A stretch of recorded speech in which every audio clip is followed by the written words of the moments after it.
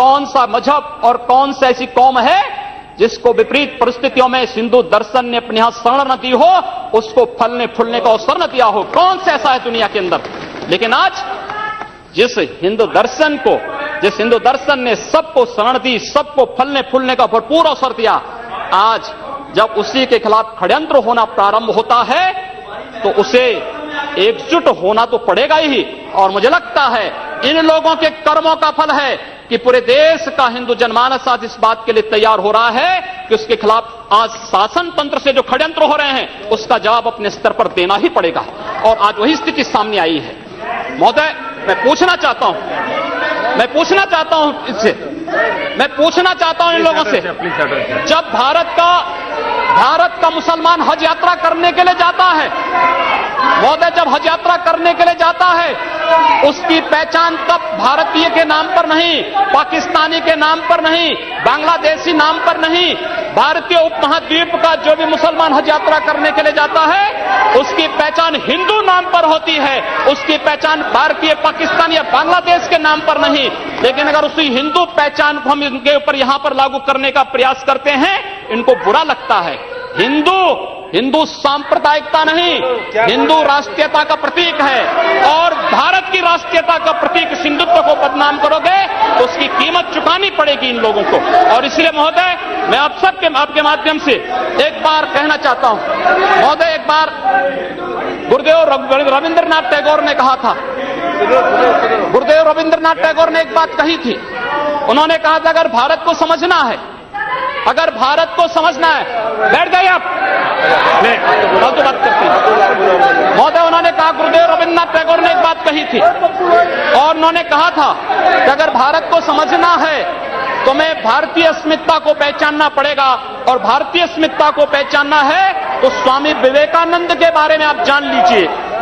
स्वामी विवेकानंद ने एक बात कही थी कि गर्व से कहो हम हिंदू हैं। स्वामी विवेकानंद ने एक बात कही थी कि गर्व से कहो हम हिंदू हैं। स्वामी विवेकानंद तो सांप्रदायिक नहीं थे, स्वामी विवेकानंद तो किसी पार्टी के नहीं थे। स्वामी विवेकानंद ने तो भारत का प्रतिनिधित्व किया था पूरी दुनिया के अंदर। और दुनिया के अंदर जो हिंदू आज पूरे देश के अंदर, पूरी दुनिया के अंदर अपनी सहिष्णुता के लिए पहचाना जाता था, आज उस हिंदू के साथ किस प्रकार का व्यवहार किया जा रहा है, वह कश्मीर से विस्थापित होता है, उसे कश्मीर से निकाला जाता है।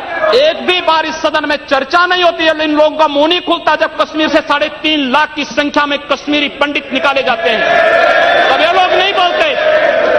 पिछले 2012 में असम के अंदर 3 महीनों तक बोडो जनजाति के लोगों को मारा जाता रहा, कोई नहीं बोला।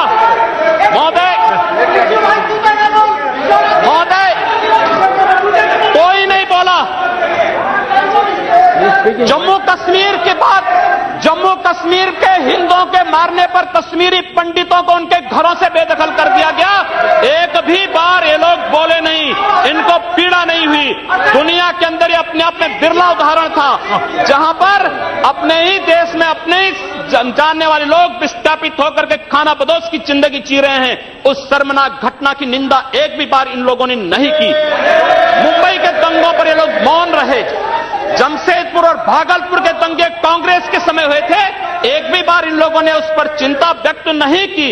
और तो और 1984 में इस देश के अंदर जिन सिख गुरुओं का योगदान इस देश को बचाने और इस देश की धर्म और संस्कृति, इस देश के समाज को बचाने में बहुत महत्वपूर्ण थी, उन सिखों के कत्लेआम पर भी इनको शर्म महसूस नहीं होती है। और आज लोग इस देश के अंदर बात करते हैं सांप्रदायिक सौहार्द की, इनका पूरा चेहरा सांप्रदायिक हिंसा से रंगा हुआ है, सांप्रदायिक एजेंडे से रंगा हुआ है।